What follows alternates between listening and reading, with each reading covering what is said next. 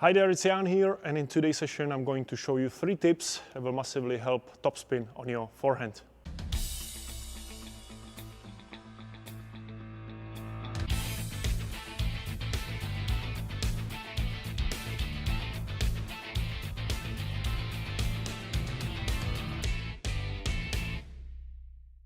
In the last session I was talking about the topspin on the single-handed backhand.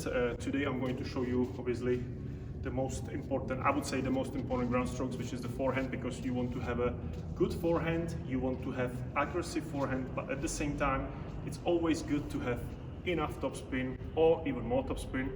And as we know, you're gonna be spinning the ball this way. With this rotation, the ball naturally comes down. I always like to call these banana shots, basically Rafa Nadal. But what this allows you, this massive spin, allows you to even hit it faster, so you can have much more speed. But the topspin is gonna still bring the ball in the court, or it should bring the ball back in the court. The moment you start overhitting, you know, you're putting too much power on it, or not enough spin. Sometimes it's the combination of these two also, or one of them. So, the tip number 1, the grip. If you're going to have continental grip, or let's say towards Federer, which we are close between the first and the second line here, as we know, then you're going to have, it is possible to hit a topspin. I already talked about it in one of the sessions before, but it's gonna be a little bit more difficult, let's say, than if you would go a little bit more here to, let's say, Djokovic grip, or Rafa Nadal even more. So let's say the Djokovic, I think it's around here, or if you just put the racket down, you would grip that racket, and I always recommend very simple 45 degrees angle. So my racket is in 45 degrees.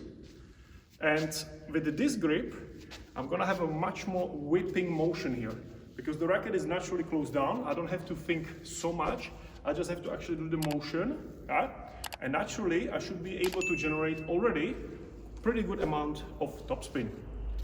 You can always generate more, but just already with the slight change of the grip, again, I do not recommend to change your grip drastically, massively, or too fast.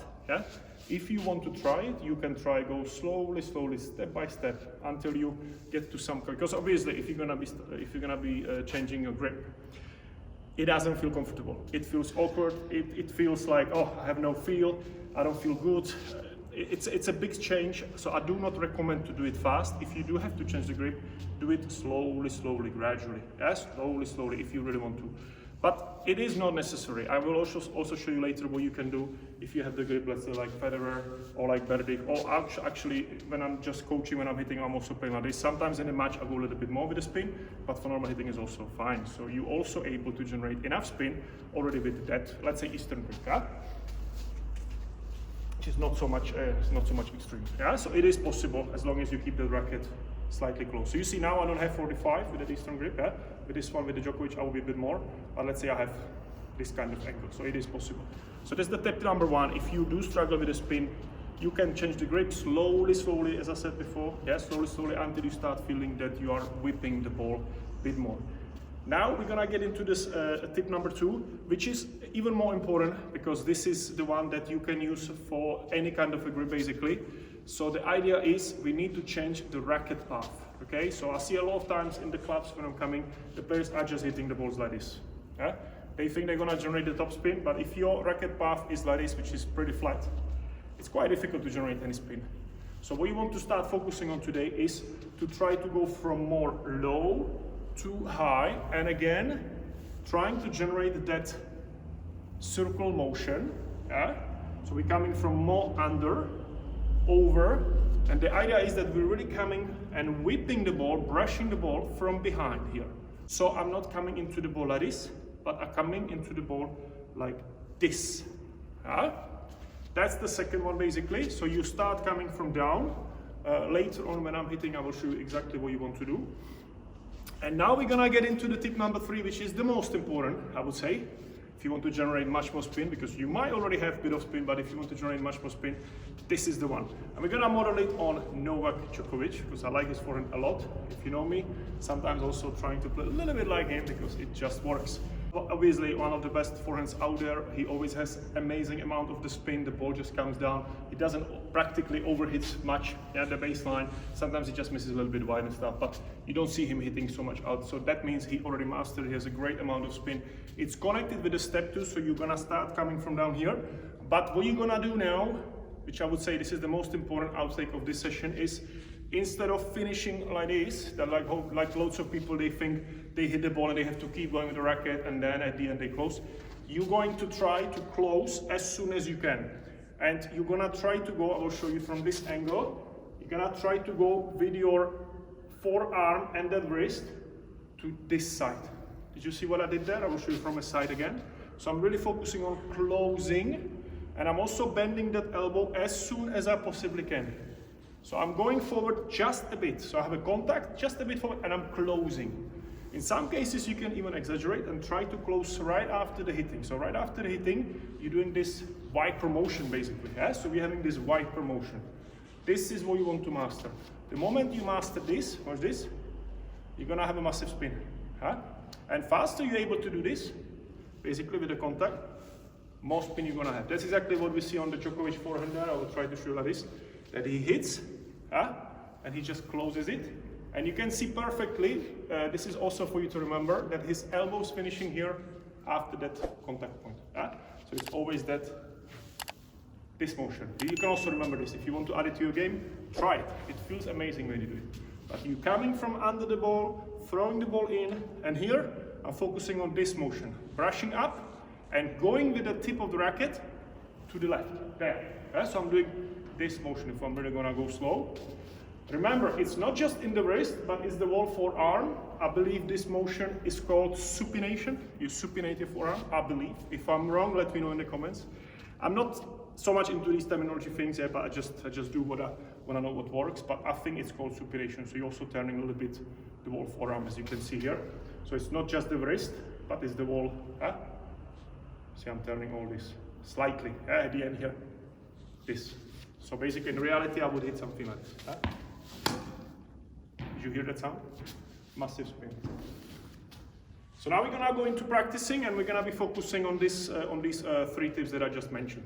So right now, I'm just going to show you a little exercise that you're going to focus on. You're gonna be coming the racket from down here, and you're just really focusing on bringing the racket to that side. So I'm really closing the elbow. I believe this motion is called the supination of your forearm. If I'm wrong, correct me in the comments below. And basically, you're looking for this kind of the sound. So I'm coming from down and I just want to whip the ball. Up, under, over. And I'm really trying to go nice and high with the ball and listen to the sound of the racket. So instead of going like this, you're gonna really try to go down and lift it up. If you want even more speed, you can even exaggerate, and you can also try this motion if you can. Just try not to hit your head around here. So I'm gonna try a bit of like Rafa here, and just focusing on that spin, because more you're gonna go from behind the ball brushing, more spin you're gonna have. If you are more advanced, you can also use a little bit of the wrist here. Obviously, this motion helps a lot, and then you bring the racket to that side. So that's that wiper motion here. That'll be the most important of the session, I would say. Up, wiping the ball, and again. That one, super nice sound. Compared to this sound, to this. That's kind of flat. So you're gonna be here, feeding the ball, and just going, spinning. After every shot, I'm looking to have elbow here. So that's a proof that I'm closing error enough. Nice. One more. And now, so this would be with that grip that I have, let's say, closer to Djokovic, that one, 45 degrees. And now you can also, if you don't have this grip, you can also do it with the one that is, let's say, Federer or Thomas Berdych. So I'm gonna go to that kind of bit more that technique. But I want to go a little bit faster now, basically here, This. But as you can see, it is possible to do more or less the same thing. You're probably not gonna have the same amount of the spin, but if you do it fast enough, it is possible. Here, contact, and really accelerating here. And more relaxed you're gonna be, more spin you're gonna be able to generate. And just spinning the ball. That one was nice. Trying to hit a feather forehand. One more. So it is possible. Remember, keeping the ball away from your body. And more you're gonna use the whole body rotation, more spin you're gonna have. So I'm relaxed, hop, and just focusing on that micro motion at the end. Nice. Back to the Djokovic grip. Yeah, but this one is just more natural to do it. It's easier. You don't have to do so much. You're just really coming from here and just closing. So start exercising these. You can practice on your own or with a ball machine or with somebody, but it's always good to start on your own just to get a feel and just to really understand what has to be done that's gonna help you. So I hope you enjoyed this session. It was pretty short, but if you want to learn more, make sure to check out my pro-plan program, Forehand Topspin Mastery, and also the other program, Turning Forehand into a Weapon.